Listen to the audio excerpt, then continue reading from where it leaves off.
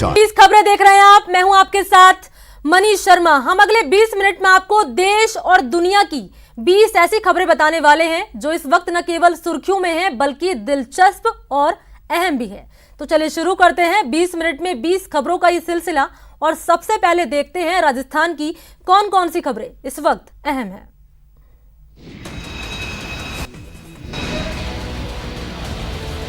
चूरू जिले में रतनगढ़ के रीको एरिया में ममता हैंडीक्राफ्ट फैक्ट्री में आग लग गई। इस आग की वजह से रीको क्षेत्र में घंटों अफरा तफरी मची रही।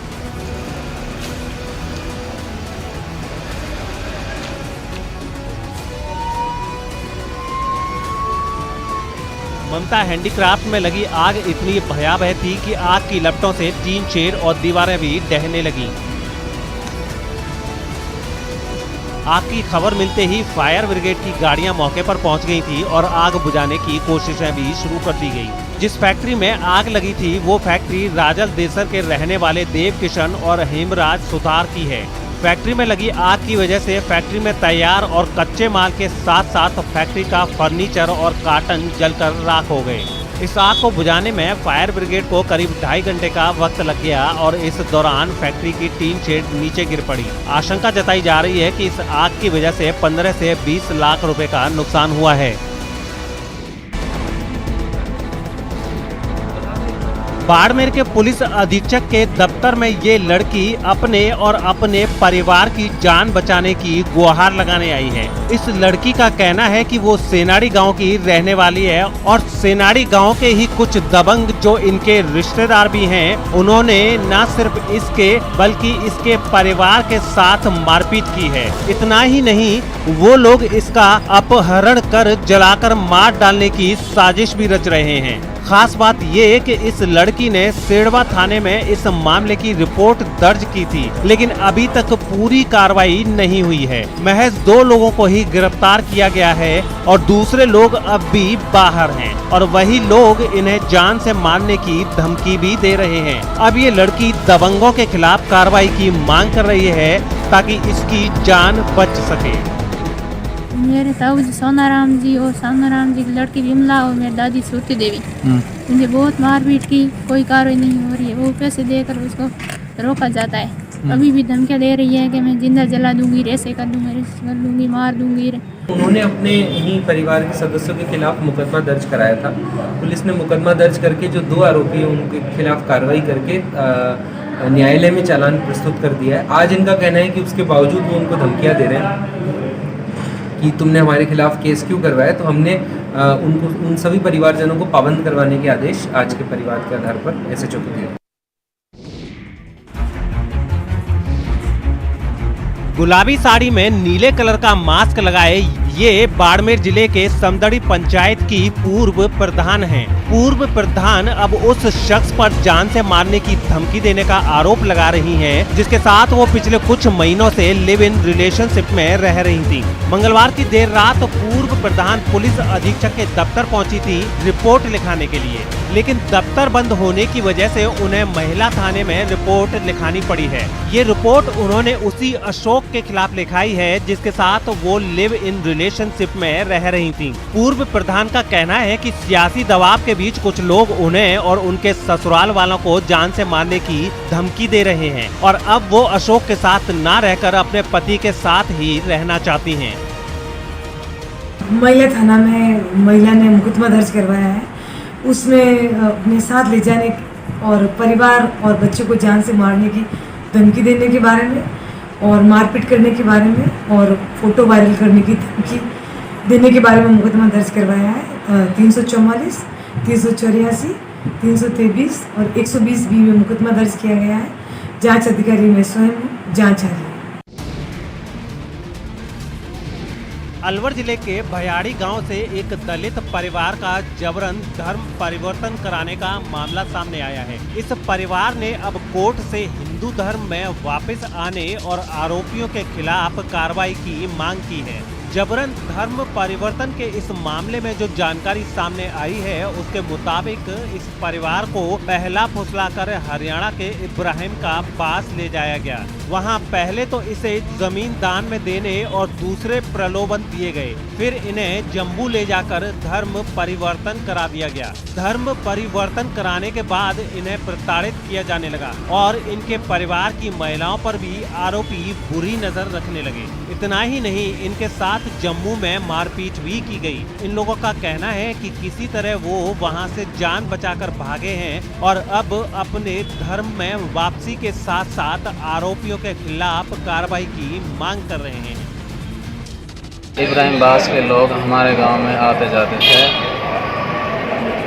और वो मेरे को ज़बरदस्त अपने गांव में ले गए थे इब्राहिम बास में, और वहां जाकर हमारा धर्म परिवर्तन करवाया उन्होंने ज़बरदस्ती। अच्छा, हम सरकार हमारी कार्रवाई करे।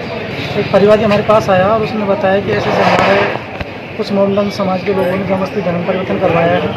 उसके संबंध में उन्होंने आकर के परिवार दर्ज कराया कोर्ट में। उसके बाद हमने आज आदेश करवाया, अनुसंधान के लिए आदेश हुआ है कि जो भी जिन लोगों ने इनके साथ अत्याचार किया, अपराध किया, जब धर्म परिवर्तन करवाया है उनके खिलाफ कार्रवाई हो।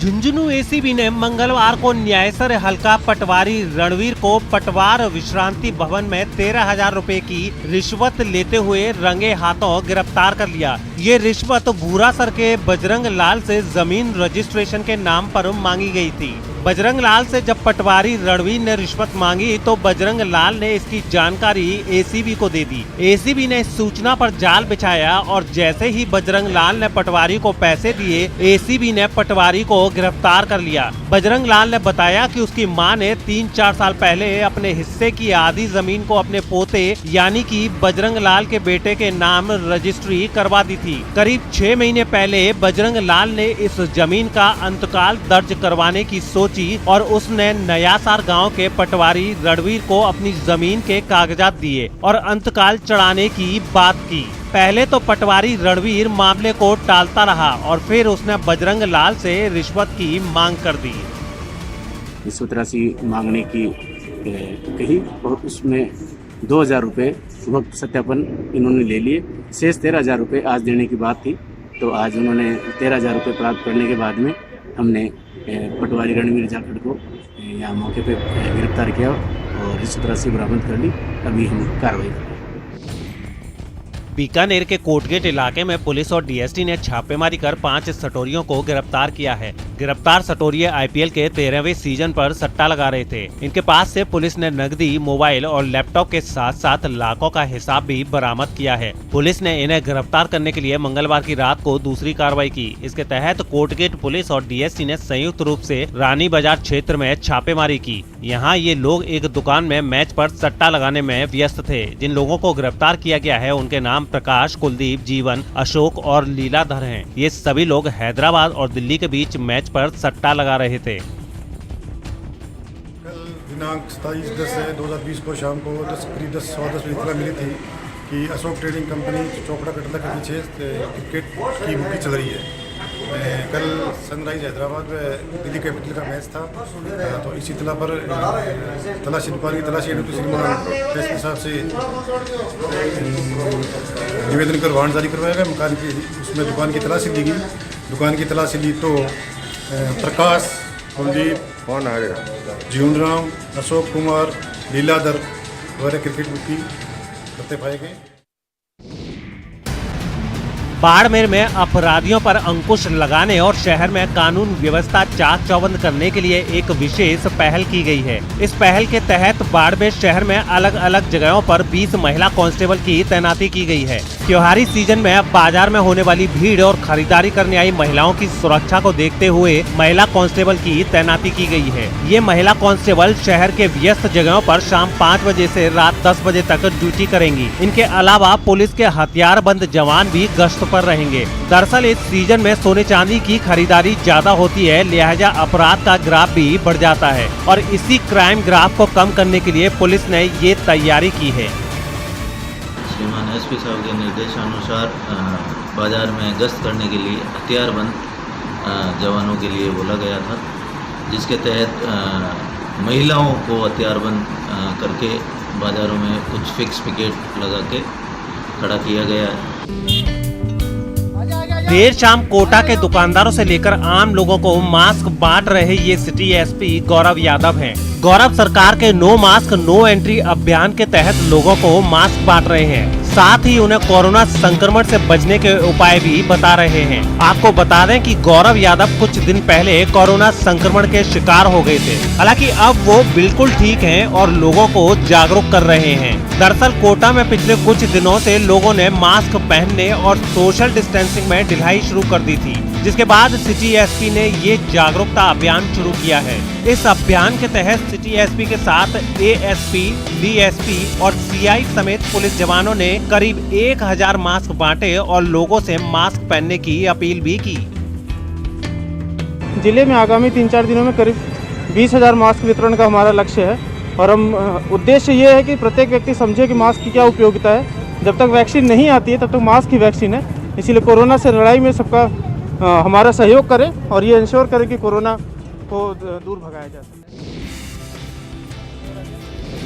झुंझुनू जिले में एक हारे हुए सरपंच प्रत्याशी को गांव के लोग पेंशन देंगे, वो भी 15,000 रुपए महीना। जी हां, ये सच है। झुंझुनू जिले के दोरासर ग्राम पंचायत में सरपंच का चुनाव लड़ने वाले एक प्रत्याशी को गांव के लोगों ने न केवल 5 लाख रुपए की नकद आर्थिक सहायता दी है, बल्कि उन्हें हर महीने 15,000 रुपए पेंशन देना भी तय किया है। मोबीलाल मीणा ने झुंझुनू जिले की दोरासर ग्राम पंचायत में सरपंच का चुनाव लड़ा था, लेकिन चुनाव नहीं जीत पाए। दरअसल मोबीलाल मीणा को गांव के लोग बेहद पसंद करते हैं और यही वजह है कि गांव के लोगों ने उन्हें सहायता देने का मन बना लिया है और हर माह 15,000 रुपए की पेंशन शुरू कर दी है। आपको बता दें कि मोबीलाल मीणा पिछले 12 सालों से गांव में राशन बांट रहे हैं। इन लोगों ने मेरी मदद करने के लिए कहा कि आप मत घबराओ, यदि हार भी जाएंगे तो आप जब तक चुनाव आपकी व्यवस्था करेंगे, जब तक आपका बच्चा नौकरी नहीं लगेगा तब तक 15,000 रुपये की मासिक के रूप में मुझे सहयोग किया है इन लोगों ने। जब बच्चा जब तक सर्विस नहीं लगे या अन्य दोबारा मेरे को काम नहीं मिला जब तक। तो 20 मिनट में 20 खबरों में आपको दिखाते हैं देश की कुछ और अहम खबरें।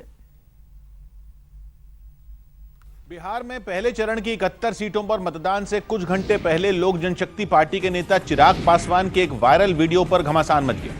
वायरल वीडियो के पीछे एलजेपी ने जेडीयू की साजिश बताई, जिसमें चिराग पासवान पार्टी के प्रचार के लिए वीडियो रिकॉर्ड करते नजर आए। टेक्सचर अलग होते हैं हर किसी के बाल का, हर किसी के बाल का टेक्सचर। तेरा खड़ा हुआ है कभी बाल? दावा है कि ये वीडियो रामविलास पासवान के निधन के बाद रिकॉर्ड हुआ, जिसमें चिराग पासवान हंसते हुए नजर आए। जेडीयू ने उन पर दिखावे के लिए आंसू बहाने का भी आरोप लगाया। एक सेकंड भाई, मैं लाइन ही भूल गया, मुझे बोलना क्या था। What do I have to say? JDU के आरोपों पर एलजेपी ने पलटवार किया। पार्टी ने एक के बाद एक कई ट्वीट कर चिराग पासवान का बचाव किया और बताया कि ये वीडियो प्रचार के लिए रिकॉर्ड हुआ था। पगला गए हो क्या भाई? हम बिहारी फर्स्ट को समर्पित करने पे आगे बोल रहे हो कि शुरू से करो। इसके बाद मैं एक टेक और कर दूंगा, पहले एक समर्पित वाला दे देता हूँ ताकि अपने पास फुटेजेस आ जाएं सारी। इस वीडियो पर चिराग पासवान ने भी जेडीयू को निशाने पर ले लिया। क्या मुझे ये प्रमाण देने की जरूरत है कि मैं अपने पिताजी की मौत के बाद कितना दुखी हूँ? किस नीचता पर, मतलब इतनी नीच स्तर की राजनीति पर मुख्यमंत्री आएंगे, ये मुझे कभी उम्मीद नहीं थी। चिराग पासवान ने जेडीयू पर लोगों को गुमराह करने का आरोप भी लगाया। बिहार में सिवान की बड़हरिया विधानसभा सीट से जेडीयू उम्मीदवार श्याम बहादुर सिंह चुनाव प्रचार में डांस करने पर घिर गए। इस बार मुख्यमंत्री नीतीश कुमार के करीबी श्याम बहादुर सिंह का मुकाबला आरजेडी प्रत्याशी बच्चा पांडे से है। हालांकि 2010 में अस्तित्व में आई इस सीट पर बीते 2 बार से जेडीयू नेता श्याम बहादुर ही जीतते आ रहे हैं और इस बार भी विधानसभा चुनाव में जीतने के लिए उन्होंने अपनी पूरी ताकत झोंक दी। वो चुनाव प्रचार के लिए जहां पहुंचे वहां अपने ठुमकों का हथकंडा अपनाना नहीं भूले। जेडीयू उम्मीदवार ने जैसे ही ठुमके लगाने शुरू किए, वहां लोगों की भीड़ जुटी दिखी। ऐसे में श्याम बहादुर सिंह ने विक्ट्री का चिन्ह भी दिखाया। श्याम बहादुर सिंह का खास अंदाज है और जहां पर वो जाते हैं इस तरीके से भीड़ उमड़ पड़ती है उनको देखने के लिए, और उसकी वजह है उनका खास अंदाज। जेडीयू उम्मीदवार श्याम बहादुर सिंह के इसी अंदाज पर उनके खिलाफ चुनाव लड़ रहे आरजेडी प्रत्याशी बच्चा पांडे उन पर हमला बोलने से नहीं चूके। वो तो एक डांसर प्रतिनिधि हैं, चौक चौराहे पर डांस करने का काम करते हैं। प्रतिनिधि होने के कारण वो तो समाज को कलंकित कर रहे हैं। लेकिन विपक्ष के हमले को श्याम बहादुर सिंह ने पूरी तरह नजरअंदाज कर दिया। विरोधी लोग के कटाक्ष करे के मौका ना दिले। जहाँ स्टेज रहेला हमरा पहुंचत भइल, साथी लोग कहेला, हमारे बाबू लोग कहेला कि चाचा तनी हिल जाओ। चुनाव प्रचार के दौरान डांस करने के अलावा श्याम बहादुर सिंह नंगे पांव नजर आए। पश्चिम बंगाल के मेदिनीपुर में एक बीजेपी कार्यकर्ता की मौत के बाद कुछ लोगों का गुस्सा भड़क गया। बीजेपी ने टीएमसी के कुछ लोगों पर इस कार्यकर्ता की हत्या का आरोप लगाया। और इसी बीच बीजेपी कार्यकर्ता का शव मिलने के बाद कुछ लोग पुलिस प्रशासन और टीएमसी के विरोध में सड़क पर उतर आए। हंगामा कर रहे लोगों ने दोनों के खिलाफ जमकर नारेबाजी भी की। पुलिस मंत्री बीजेपी कार्यकर्ता की मौत से परिवार वाले बुरी तरह टूट गए और उसकी मां का तो रो रो कर बुरा हाल हो गया। बीजेपी ने आरोप लगाया कि टीएमसी से जुड़े कुछ लोगों ने पुलिस प्रशासन की मिलीभगत से उनकी पार्टी के कार्यकर्ता की हत्या कर दी। तृणमूली दुष्कृतियों ने 2 दिन से उनको जान से मारने का हुमकी दे रहा है। पुलिस सपोर्ट करके ही ये हत्या किया हुआ है। इससे पहले बीजेपी कार्यकर्ता के पेड़ से लटके मिले शव को इलाके के कुछ लोगों की मदद से उतारकर वहां से ले जाया गया। उत्तर प्रदेश के मुजफ्फरनगर में पति पत्नी की पिटाई का वीडियो वायरल होने के बाद 2 आरोपियों को गिरफ्तार कर लिया गया। बताया गया कि 3 दिन पहले पैसों के विवाद में कुछ लोगों ने इनकी सरेआम पिटाई की। जिसके वायरल हुए वीडियो में 2 लोग एक आदमी को उसके घर के बाहर डंडों से जमकर पीटते नजर आए। मारपीट होने की वजह से वो आदमी जमीन पर गिरा हुआ था, लेकिन तब भी लोग उस पर एक के बाद एक वार करते जा रहे थे। इन हमलावरों ने उस आदमी की पत्नी को भी नहीं बख्शा, जो अपने पति को बचाने के लिए वहां पहुंची थी। हमलावर उस पर भी डंडे बरसाते नजर आए, लेकिन वो महिला अपनी जान बचाकर वहां से भाग निकली। कुछ देर बाद उनके कुछ साथी भी वहां पहुंच गए और फिर वो सभी एक साथ जमीन पर गिरे आदमी को पीटने लगे। इस घटना का वीडियो सामने आने के बाद पुलिस ने धरपकड़ शुरू की और 2 आरोपियों को गिरफ्तार कर लिया। 2 अभियुक्तों को गिरफ्तार कर लिया गया है और शेष के खिलाफ हमारी टीमें लगी हुई है। जमीन विवाद में हुई इस मारपीट में वो आदमी बुरी तरह घायल हो गया। तो चलिए 20 मिनट में 20 खबरों में अब बात करते हैं कुछ अंतर्राष्ट्रीय खबरों की। पाकिस्तान के पेशावर में एक मदरसे में हुए बम धमाके में करीब 8 लोगों की मौत हो गई और 100 से भी ज्यादा लोग जख्मी हो गए। ये धमाका तब हुआ जब मदरसे में पढ़ाई चल रही थी और मौलाना बच्चों की पहली क्लास ही ले रहे थे, लेकिन तभी वो हुआ जिसका किसी को अंदाजा नहीं था।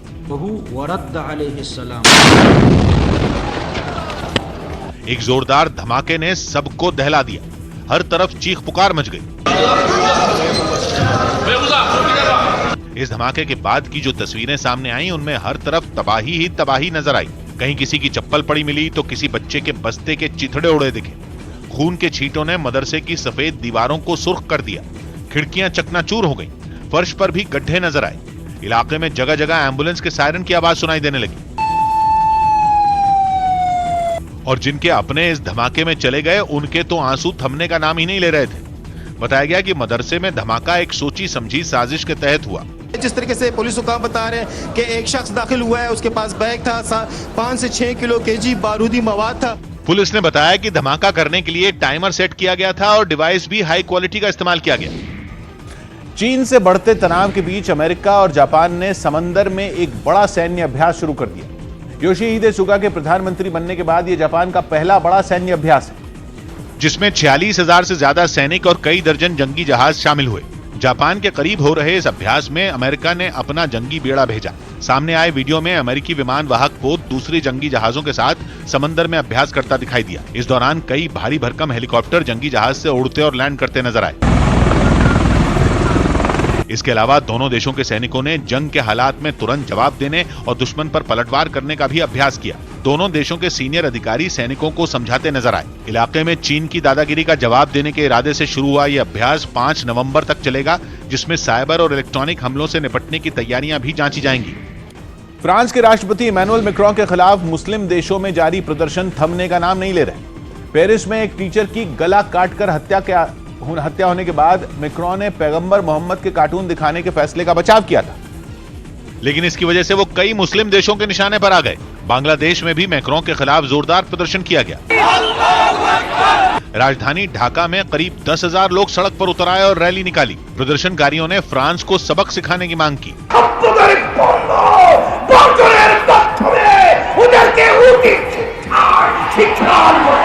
कुछ दूसरे देशों में भी ऐसे ही प्रदर्शन किए गए। युद्ध से जूझ रहे सीरिया में भी सैकड़ों लोग सड़कों पर उतरे और मैक्रों का विरोध किया। इराक में भी फ्रांस और मैक्रों का विरोध शुरू हो गया। मैक्रों पर लगातार निशाना साध रहे तुर्की के राष्ट्रपति एर्दोआन ने खुलकर फ्रांस की चीजों के बहिष्कार की अपील कर डाली। Fransız markalara asla iltifat etmeyin. इससे पहले पाकिस्तान, सऊदी अरब, कुवैत और मिस्र में भी फ्रांस का विरोध हुआ था। कई देशों में तो फ्रांस के सामान को दुकानों से हटा दिया गया। इटली में लॉकडाउन के विरोध में होने वाले हिंसक प्रदर्शन देश भर में फैल गए। कोरोना मरीजों की बढ़ती तादाद को देखते हुए वहां दोबारा कड़ी पाबंदियां लगा दी गई। लेकिन सरकार के इस फैसले का हर तरफ विरोध शुरू हो गया। राजधानी रोम में तो सैकड़ों लोग सड़कों पर उतर आए, जिनकी पुलिस से जोरदार झड़प हो गई। प्रदर्शनकारियों ने पुलिस पर पटाखों से हमला कर दिया। पुलिस ने भी जवाबी कार्रवाई की और प्रदर्शनकारियों पर जमकर आंसू गैस के गोले दागे। लेकिन इससे भीड़ का गुस्सा और भड़क गया। गुस्साए लोगों ने आगजनी शुरू कर दी। सड़क किनारे खड़ी गाड़ियों को आग के हवाले कर दिया गया। मिलान में भी हालात काफी बिगड़ गए। वहां लॉकडाउन के खिलाफ शुरू हुआ प्रदर्शन हिंसक झड़प में बदल गया।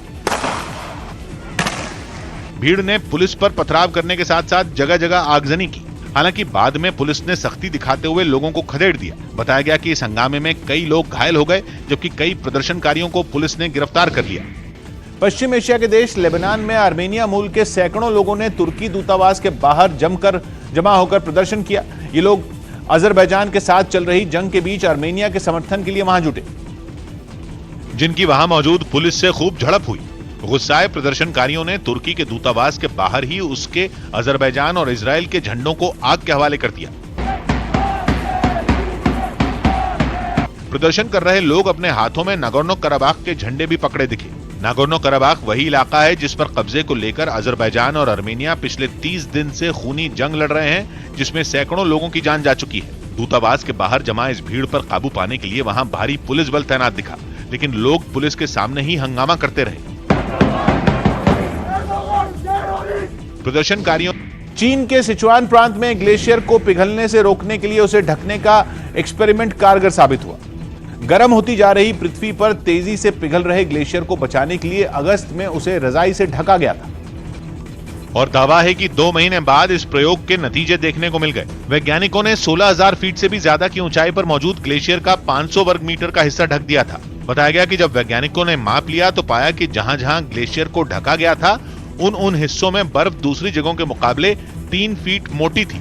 चीन में पहली बार इस तरह का एक्सपेरिमेंट किया गया और इसके कामयाब होने के बाद वैज्ञानिकों में उम्मीद बंधी है कि वो इस तरह ग्लेशियरों के पिघलने की रफ्तार धीमी कर सकते हैं।